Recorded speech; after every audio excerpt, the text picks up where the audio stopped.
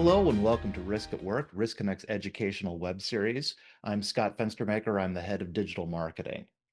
Today, we're talking about the power of storytelling in risk communications. And this is a subject that I have been wanting to get to for a long time. Many times, the prioritization and the outcomes of risk management don't actually come down to the strategies we've put in place. They would actually come down to, more often than not, whether or not the needs and the urgency are hitting with certain stakeholders, particularly executive level stakeholders, board level stakeholders, everybody around the table. And as risk management gets more complex and has more stakeholders at that table, the more people are speaking different languages about their own personal experiences. And the harder a time we have communicating the same needs and the same urgency to those different stakeholders. And so we are going to talk today about how to do that fluently and completely and in such a way that risk management priorities aren't jeopardized by breakdowns in communication. And I have the perfect person to bring us to this today. Just a couple of usual housekeeping items before we begin. Number one, if you have questions for our guest today, please put them in the question field in your webinar software. If those questions are not answered during the course of the presentation, we will reach out to you directly and get you an answer to your question.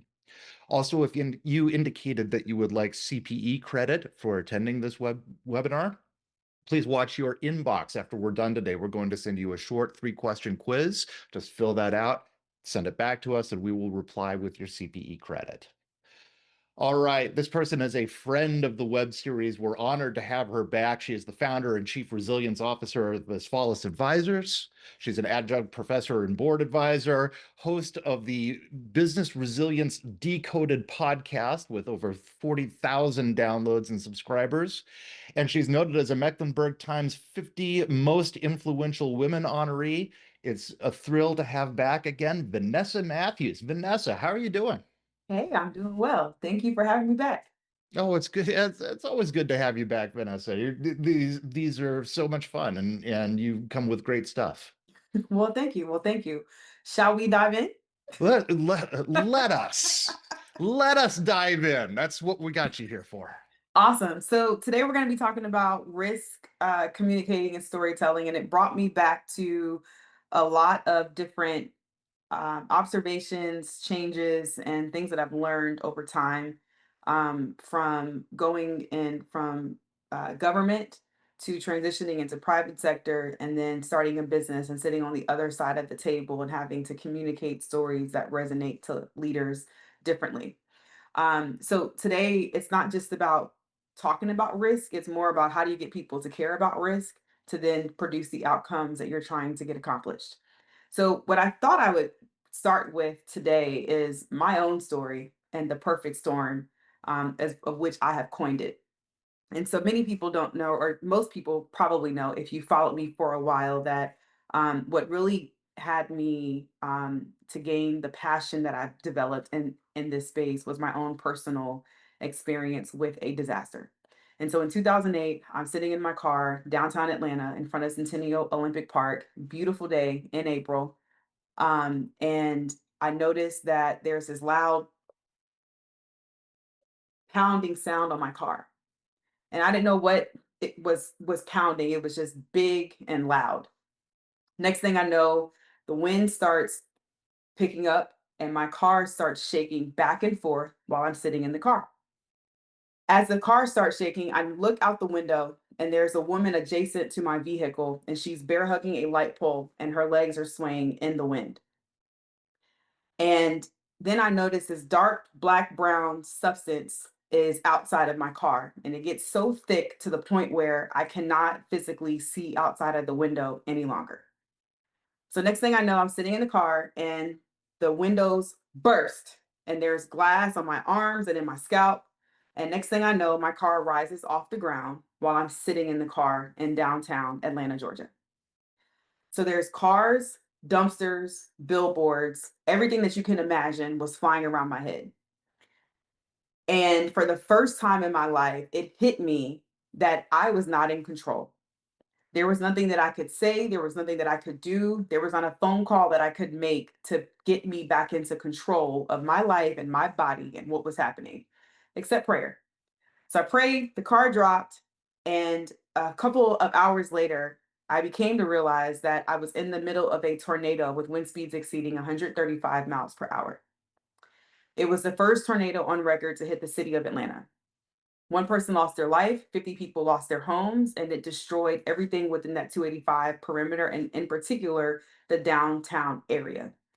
I remember at that particular night, there was an SEC championship basketball game at the Georgia Dome. This was before the Mercedes Benz Stadium. And the roof ripped off the dome in the middle of the game, and 80,000 people began running outside. There were no sirens, there were no warnings, there was nothing because it was the first.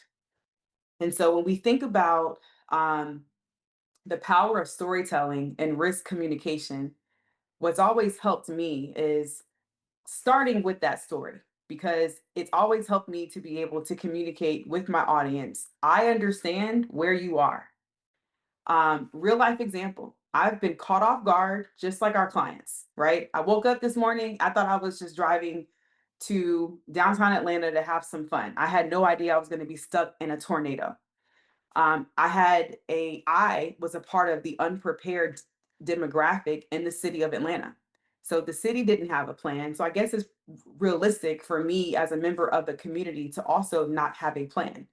It's also an international city, right? And I remember once the disruption happened, people were communicating in different languages, but there was nothing visible to the public on if I am from Spain or Portugal or from France, what messaging is out there for me so I understand where I should go and what I should do. The regional threat profile, right? So at that point in time, it was uncommon for a tornado to hit the city of Atlanta because it was the first. So when you think about how your communities are changing or evolving, how are your threat profiles changing or evolving, right? Maybe 20 years ago, you never had faced a earthquake in the Southeast, but maybe 20 years later, you are. How is your messaging, your planning, your communication? How are we evolving to what your new landscape could be? Communication systems, absolutely critical, right? So when we think about the work that we do in business continuity or risk, we're always talking about how do we communicate to our stakeholders. Those things were underdeveloped at the time.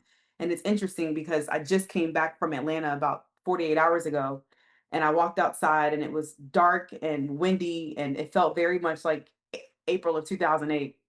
And I heard a siren as Hmm. I was walking around, and it forced me to go inside. I said, "That's probably a tornado warning." The other component of business disruption. So at that time, businesses were shut down. It was havoc on the street. There were skyscrapers that, glass was dropping. There's a famous restaurant in Atlanta that turns while you sit.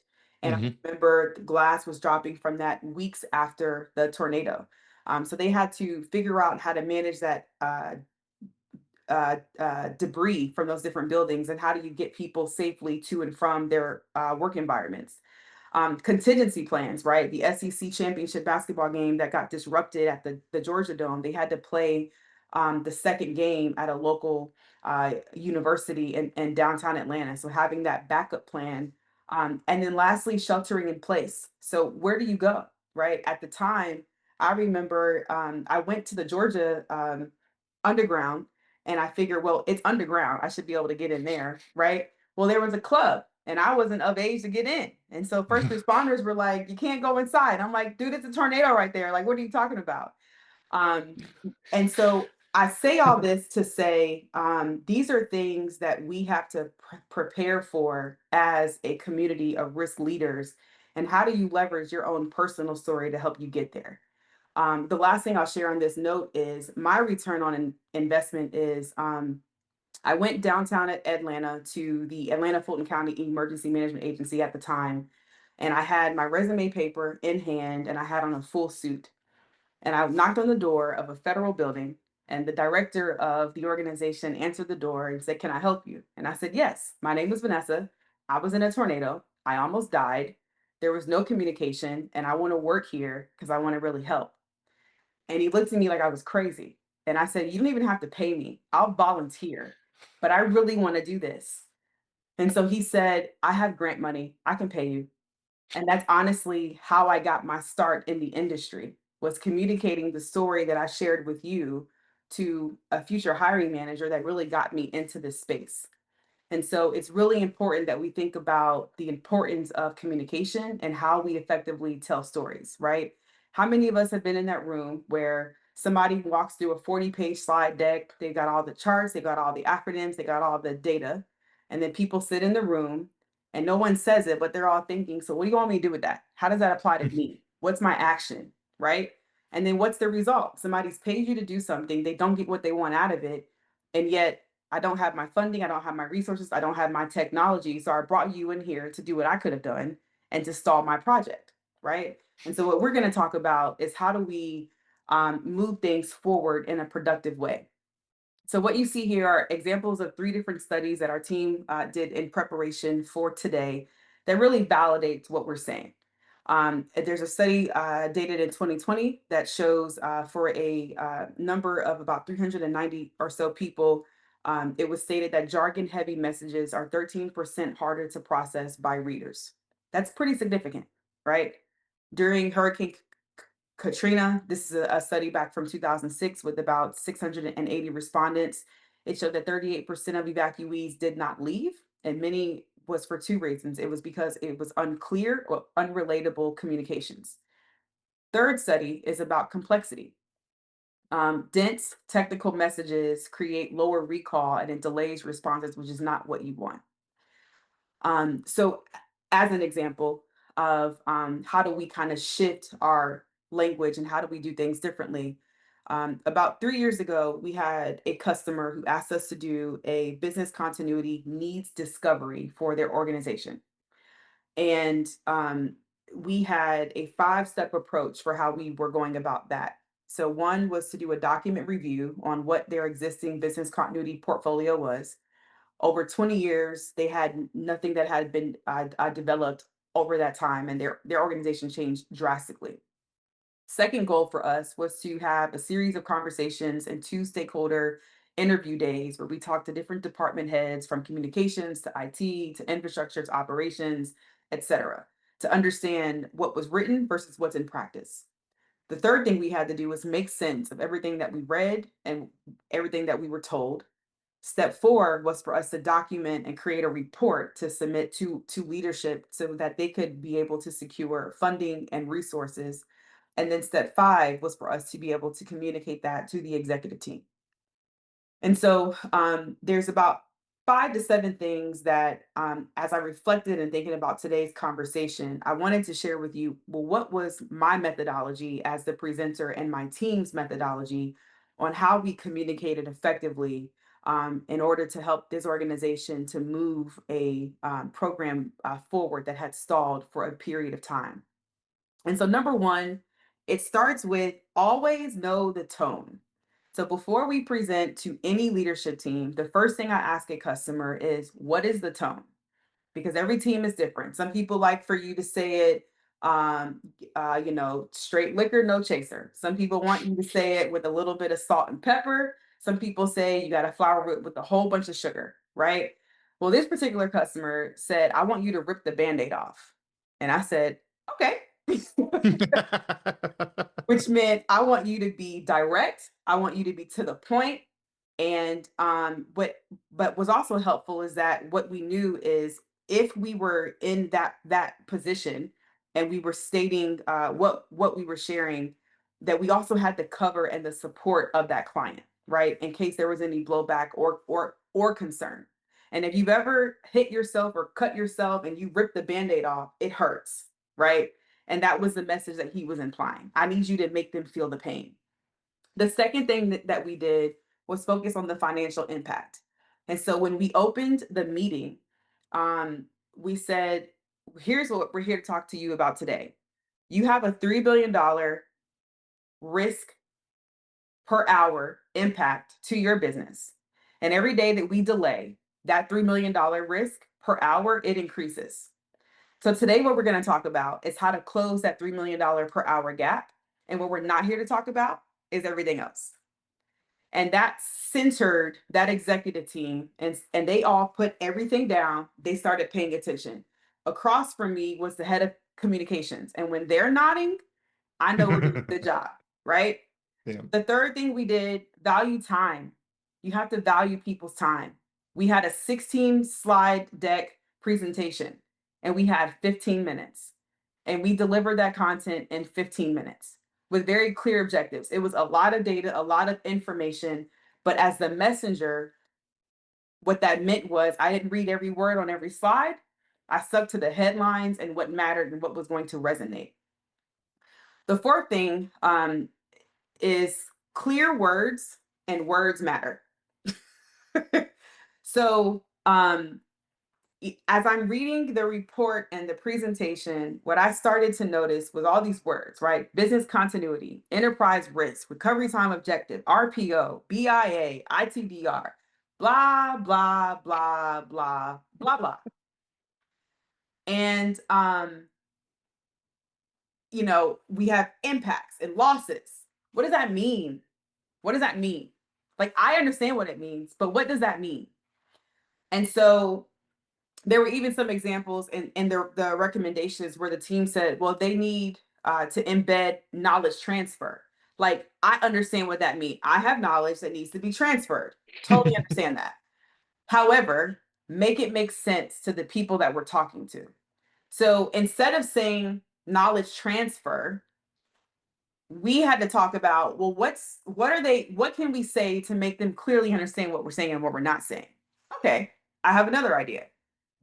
Let's change that language to people in your organization are not confident and they're not competent in their role as it relates to business continuity. Got it. I understand that. How do we make sure that we close that gap? That's a very clear conversation. When we talk about RTO versus RPO, there is it's very difficult to translate that down into language that leaders can understand. So again, what's another way that we can say that? You have no threshold for pain. That's what that You means. know, I want to highlight what you're saying here. So that's a bullet, but in this industry, that's something that you draw a big that clear words is something that you draw a big circle around. And everybody taking notes right now should be drawing a big circle. Not only do we have one of the more jargon-rich industries, and you just rattled off a couple of them, but we are blessed with an area here in risk management where the same term means 50 different things to 50 different people. If I talk about integrated risk management, that means one thing to John Wheeler. It means another thing to Risk Connect. It means another thing to you. It means another thing to.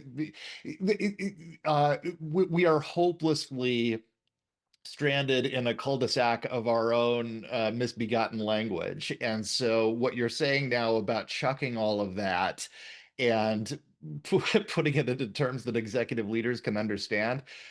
If no one takes anything else from this presentation, take that Yeah, and see what you can do with it, right?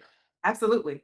Absolutely. And so when we shared with them, hey, there is no business continuity program. And the reason why we know that is it's undefined. And when we say undefined, you have no threshold for pain. So which means if your power goes out, it can go out for an extended period of time because you haven't established a threshold for pain. And the CEO was like, wait a minute. No, my threshold for pain is 8 hours. Okay, well, where is that? We haven't seen that, right?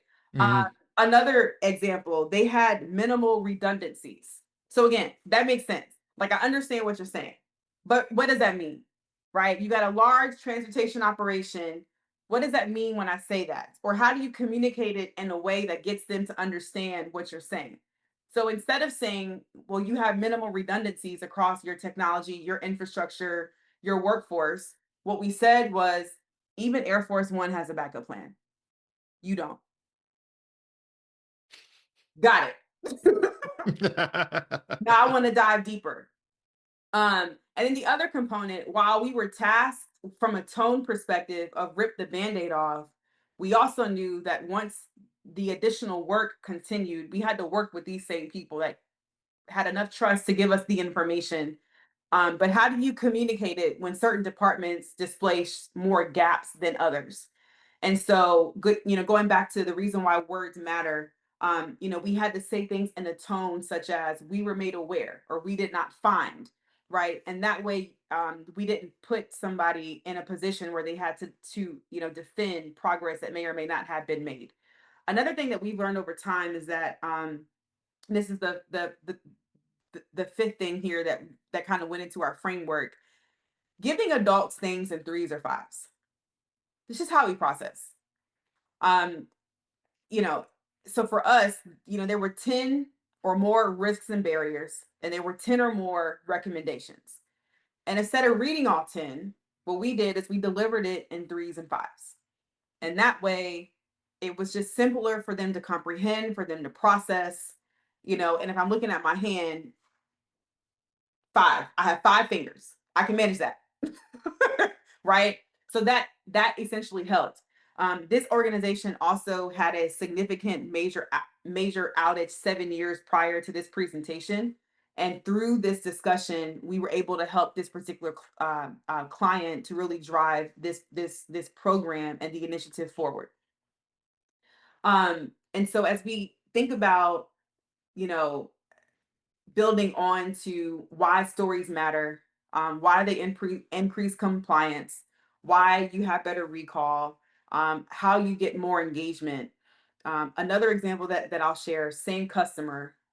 So at an enterprise level, we were tasked with, as the work continued, how do you help this organization to understand at an executive level, if you lose your people, your technology, your critical infrastructure, which is your power, your water, your sewer, and if you lose your critical systems, your communication systems, your mechanical systems that you depend on, how are you physically going to run your operation at an executive level? And so for us, our team's responsibility and why we're the partner, right, is we have a framework to help organizations to figure that out. And so we started the meeting with their infrastructure team that was also comprised of the technology leads, the human resources, the communications, the customer experience team. We start this conversation with an impact scale. And this impact scale was a 1-page document that we put together to show to show the client, here's the risks that you're impacted by, and here's the tier that you're impacted by, and the point in time of when it matters, right? And what they validated was based on the risk categories and the tiers, when business continuity is activated and when it's not, right? Just like what is a crisis for you and what is not. When do you call me and when do you not, right? And so um, we put that in front of them so that they can validate what data was provided to us. And one of the biggest things that we saw is that this organization has to respond within 24 to 48 hours for a business continuity event.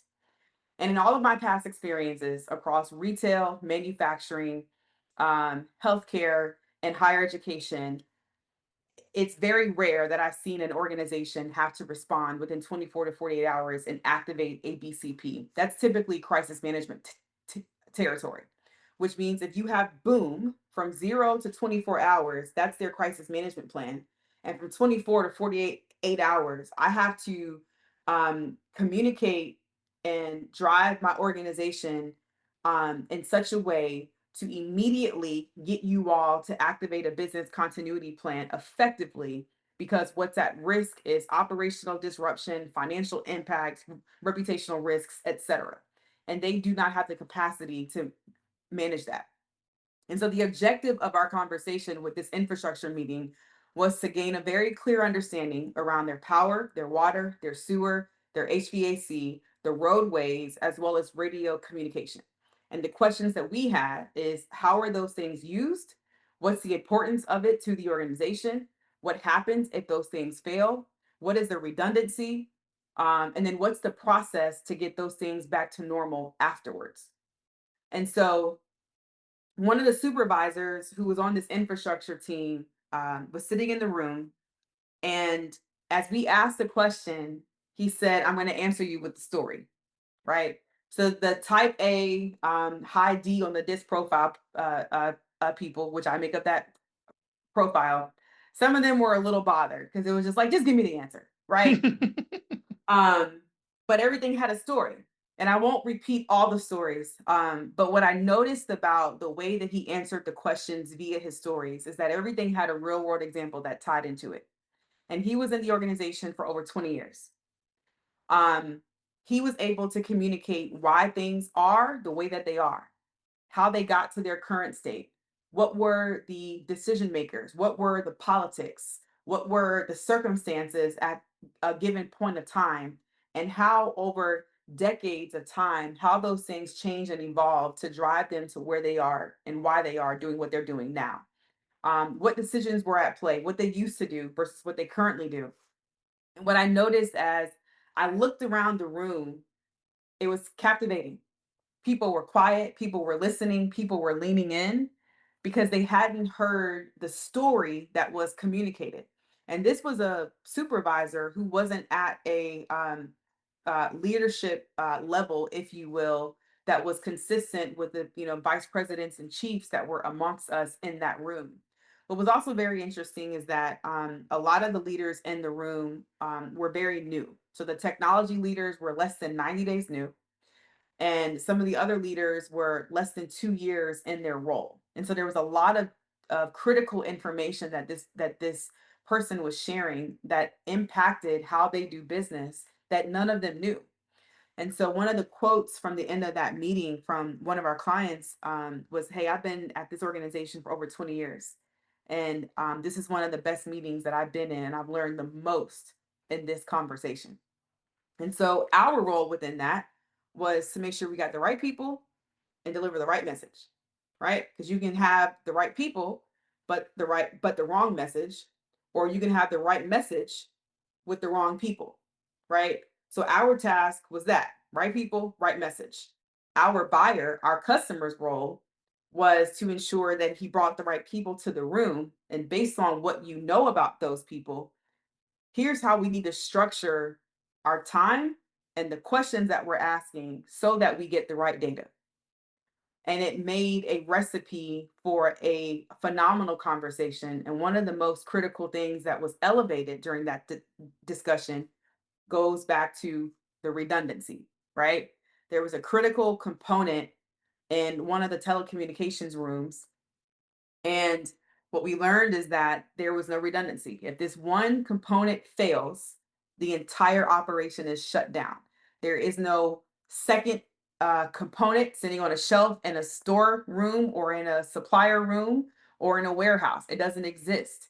They didn't know the lead time on how they may be able to go source that new component. And so what was interesting is you got, your CIO, your CTO, your CISO in this room. And for some of them, it was the first time that they heard of that. So imagine being in that position and now understanding that you got a lot of risk that you need to factor in. So that's one example of the value of storytelling, um, and not just from a consultancy standpoint, but you're in the business, right? You're in the business with these people every day. How are you communicating that? Another example that I'll share. We were partnering on a human resources audit for a retail company. And this was post COVID and some of the challenges and concerns that they experienced. And so, this human resources audit was a review of several different components of the HR portfolio, from payroll to the information system to learning management to performance to compensation, et cetera. And the audit revealed a lot of cultural and communication gaps or concerns within the organization that really wasn't technical. It was all people. And we had to help that leadership team to translate that risk into the employee experience and retention language, right? Because that's what people pay attention to, is how much it's costing me. And then so that they can then take that and make better decisions. And so, you know, as we prepped for that meeting, Again, we took some time to kind of think about, well, what were some specific things that we did to prep for that presentation to get us to the outcome that the client was able to experience. And so number one, it was to orient people what we were there to talk about and what we were not there to talk about. This particular board meeting had the board of directors, the executive team, and then a few people that were not a part of the executive leadership team. What's also important to note, just for some folks that may not be aware, oftentimes your board of directors are the people that hire, evaluate, and fire your CEO, right? And so we had a great relationship with the CEO and the HR director, which required a lot of trust for them to trust us to be able to come in and have that conversation and communicate those gaps in a way that the organization paid us to be able to do that, but also to not cost somebody their role, right? And that's a very delicate balance. So that was the first point: is orient people into what we're here to talk about and what we're not. And then to set the tone. So this organization was different. They did not want me to rip the band-aid off. They were more risk adverse. Now they had a very direct board. They wanted the information direct and to the point, but the way in which you communicated that had to shift. So we had 7 priority areas for risk and then about 15 sub items. And so we had to be very intentional about what content we shared and what was appropriate for a board level. Third thing for us was alignment. And so what we had to take a step back at was, who is the organization today and where are you trying to grow to? Communicating that message. The second piece of alignment is, well, what are the growth verticals that they're focusing on? It was capital, infrastructure, and change management. Great. Now, how do I tie that into what we're here to talk about? Right? Human resources. You will not increase your capital, you will enhance your infrastructure, and you will not achieve change management without HR. It is required for all three. And so, if that's where you want to go and that's your growth goal and your strategy, how do we take what we're going to learn today about our gaps and our opportunities in HR to help you to achieve that goal?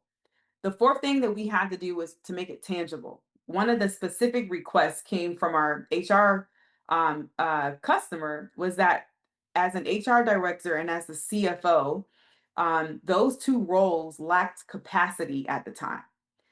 They were screening candidates, they were doing the interviews, they were going to the career fairs, they were going into the stores, they were running the financial report. They were like, you're in the weeds and you're in the detail. And that particular CEO did not want them to function in that capacity.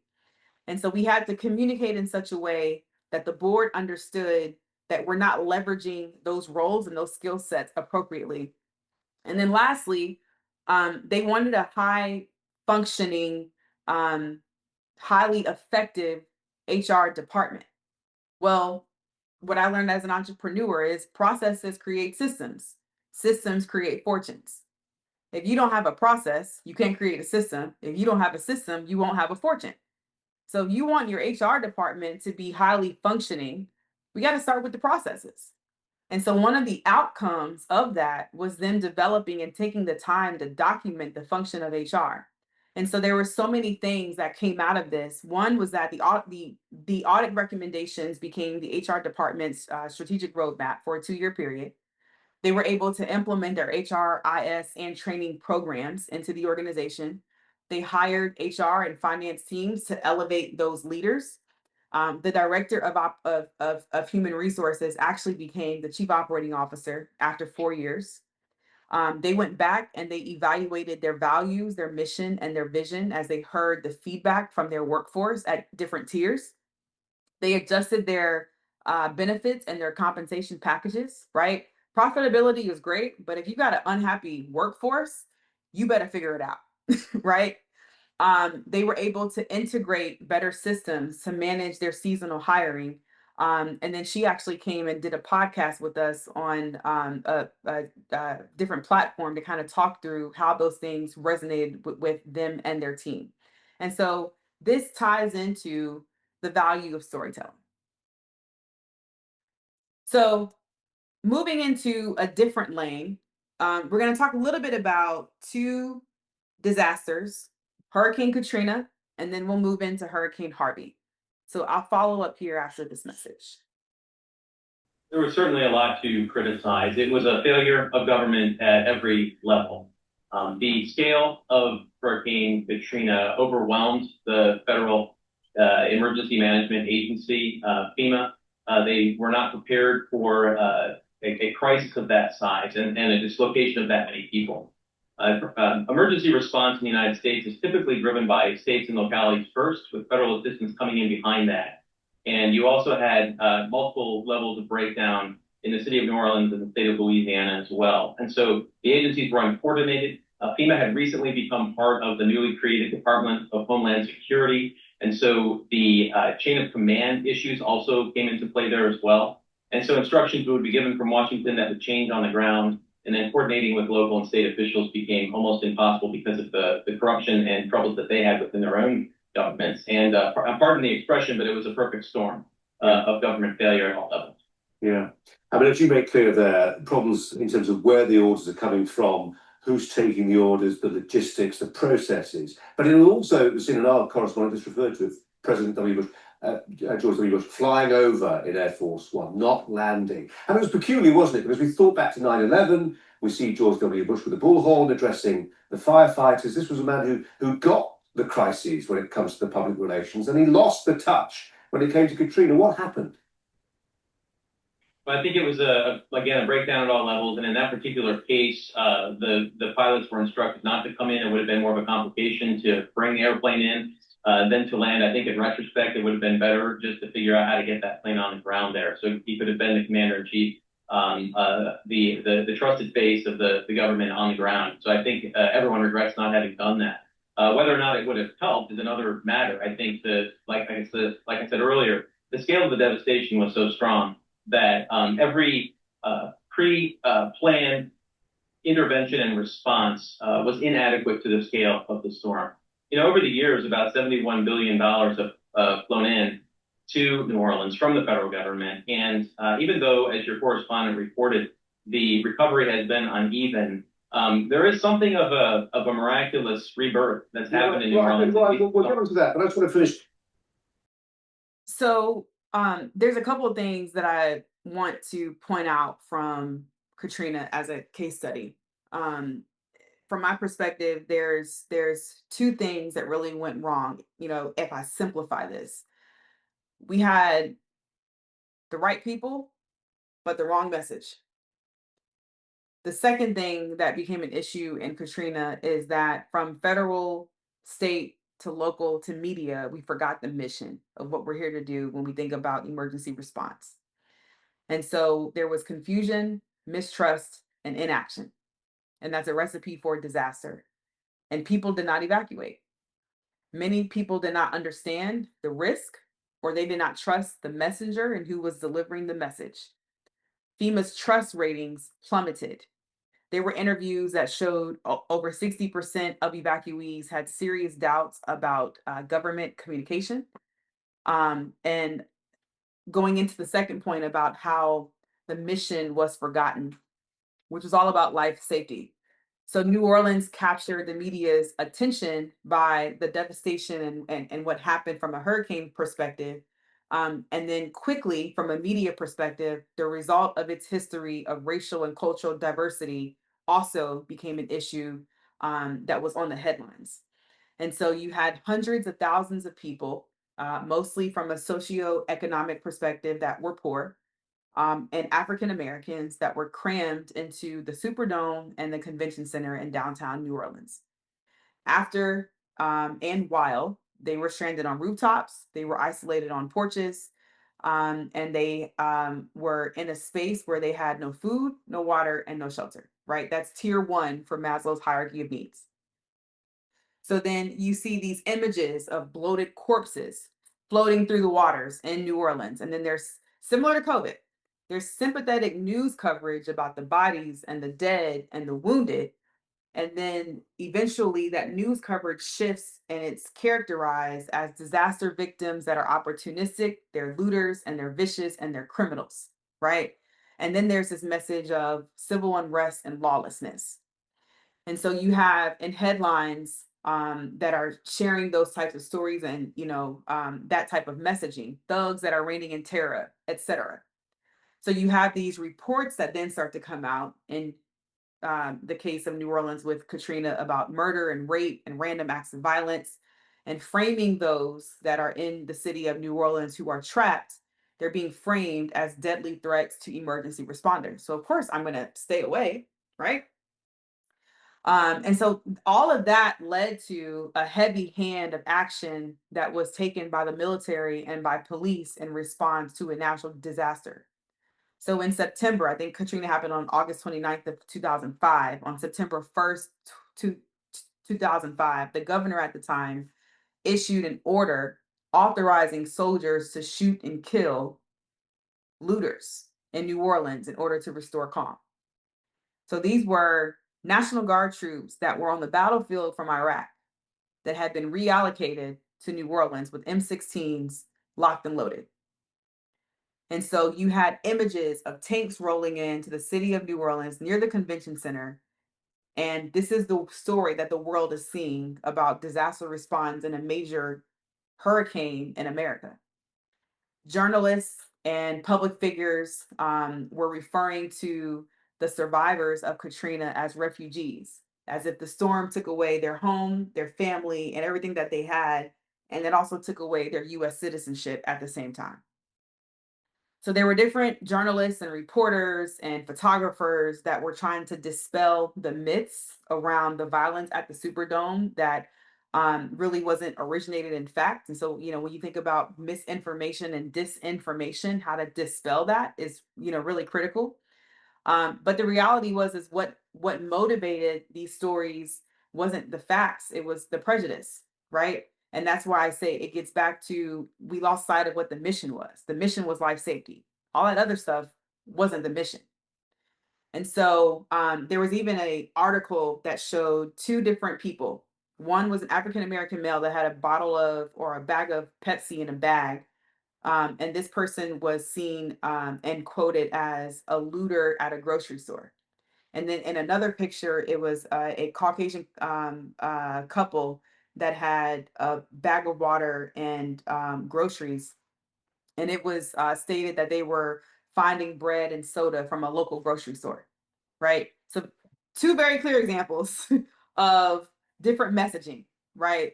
And so, the inability of our federal, state, local government, and the media to respond rapidly and effectively to a hurricane quickly became a major scandal that went from how do we help people survive to a conversation about prejudice and race, which really had no place, right? And so, if we fast forward to 2017, Hurricane Harvey in Texas. Instead of dry stats, instead of you know inconsistent stories, lack of trust, um, we had, and then the difference too from a Katrina and Harvey perspective is Hurricane Harvey was in the realm of social media, while Hurricane Katrina was pre-social media, right? So in Harvey, there was over 800 Twitter rescue posts that went viral and sparked rapid community response. They had interest stories like Mattress Mac, and that it just went viral. And those things led to a $35 million campaign alone just from the ability for those things to take rapid fire. In Houston, those neighbors shared more story driven content on social media because of the mechanism and the technology change, and that helped them with faster recovery. And that's some data points that we have from 2021 there. And so when people saw themselves in the story in Hurricane Harvey, they acted and they helped each other. And so when you think about this from an equity lens standpoint, so again, Katrina was October 20 or August 29th, 2005. 500,000 residents at the time were in city of New Orleans, and nearly 70% were African American. If you correlate that to Hurricane Harvey in Texas, that was a city at the time of 2.4 million people, more racially diverse. Blacks and Caucasians accounted for about 1/4% of the population. So what's interesting as well is during Hurricane Harvey, there was no mandatory evacuation. People of all races and all classes remained in the storm's path, not just people who could not afford to leave, right? And so the socio-economic dynamic was a bit different. Not to say that it didn't have an impact, but it was different. So the narrative around Katrina was urban neglect, years of poor investment from an infrastructure perspective, upon a largely diverse and African American population. While Harvey, the focus was different. It was more of an urban sprawl and how development could have compounded a natural disaster.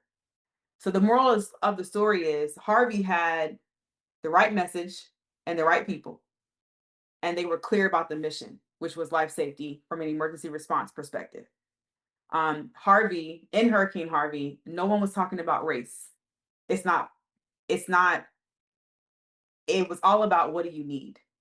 And so to validate that, I got that quote from an article to validate that when I went back to search Hurricane Katrina equity, there were just pages on pages on pages of the equity things that we've talked about. When I went back to search it for Hurricane Harvey, I couldn't find anything.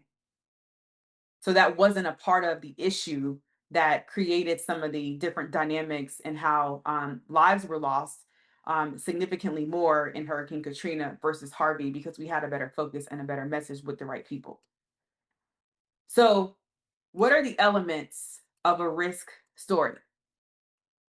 Um, from my perspective, it starts with authenticity. So, one of the things that has been communicated to me over time is my ability to be authentic. And sometimes it hurts because some people don't really want that. However, it is me, right? And I do believe that your ability to be authentic is absolutely critical in what you are communicating. And so we believe that risk communication has three core elements: it's the characters, it's the conflict, and it's the resolution. So the characters are going to be the people that make the risk personal to your audience. Using real people, realistic personas will help your audience identify with the scenario, putting them in the shoes of those in the story. And so that is one. Number two is conflict, introducing a challenge. What could go wrong? Why does it matter? Right? Why does it matter if you don't have a tolerance for pain? Well, because I don't want to spend $3 million per hour. That's not acceptable for me as a risk. Great. Then let's figure out a way for us to be able to solve that. And then from a resolution perspective, how do we show the path forward, or how do we show the consequences if you do nothing, and what needs to change? So then how do you tell a story that sticks, right? So we have the three components, but then how do you tell a story that sticks? What's always been helpful for me and from a delivery perspective, tell a story, make a point, transition, in that order. Tell a story, make a point, transition. And so if you leverage your character's conflict and resolution by telling a story, making a point, and transitioning, it allows you to be more effective and have a framework that's going to help to support you. In addition to that, if these things can be helpful to you, when you think about the word hero, right? Having a hook, an emotion, the relevance, and then the outcome, and then thinking about that resolution before, during, and after, and how to communicate to your audience about what the outcomes could be and what happens next, right? So we talked a lot in the beginning about what not to do and how do you avoid those common pitfalls, right? Um, and so when you think about the key takeaways and how you move forward, authenticity, clear words, clear messaging, translating content or jargon into words that your audience will understand, um, being clear about the tone and the audience that you're going to be speaking to, bringing in that financial impact is absolutely critical.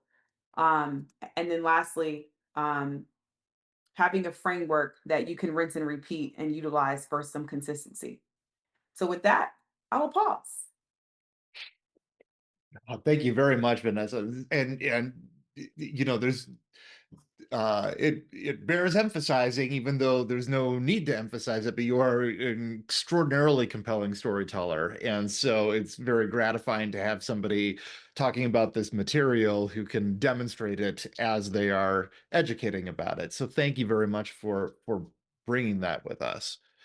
Um, I was thinking about this as you were talking, and I was thinking about people absorbing this information now and then going back and saying, okay, I have this wonderful information from Vanessa. How am I going to implement it, right? And I was thinking about some of the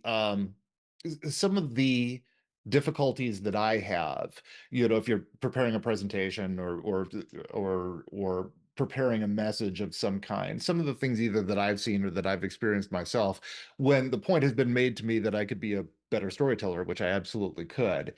And then I go to, build the next communication whenever that is. And there are a couple of disconnects with that information. I've had a tendency myself, for example, to kind of say, okay, I have this great storytelling information. I'm now going to put that away and let that collect dust and do what I've always done, right? Like there has to be a proactive application to it that goes above and beyond what the meat of your communication is. Um, it strikes me that when in the workplace, when we put communications together, we're not putting communications together, we're putting slide decks together, right? And so like 99% of the effort goes into the collecting of information.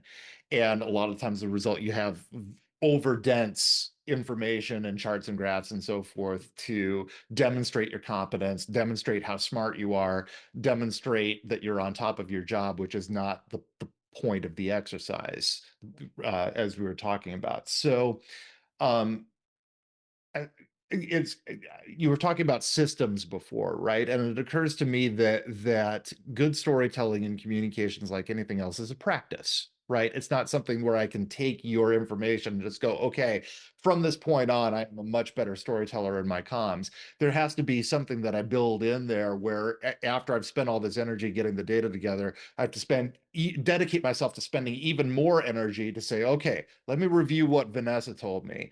Let me figure out whether or not this is the right people, the right message. Let me figure out how to know the tone. Let me figure out how to know the pain. Let me figure out how to what stories are most appropriate and what points that I make after that. That's a long way of getting to what I wanted to ask you, which is how best to make this a practice. How have you made this a practice? How do you suggest that people make this a practice? Yeah. So you said, some people might take this information and it might sit on a dust or sit on a shelf and collect dust and they'll get back to their normal day, right? So my question would be, how is that working for you? Right. And and it could be working great Right. or it could not be, right? And I share that because we had a patch of just bad hiring. And Hmm. my coach told me at the time, your job as a leader, you have to trust people. You have to trust people. Hmm. Your nature as a human being is not to. And I said, well, I don't want to do that. So he looked at me and said, well, how's that working out for you? How many people have you had to hire, terminate, right? How much has it cost you? And it really irritated me when he said it, but he was right.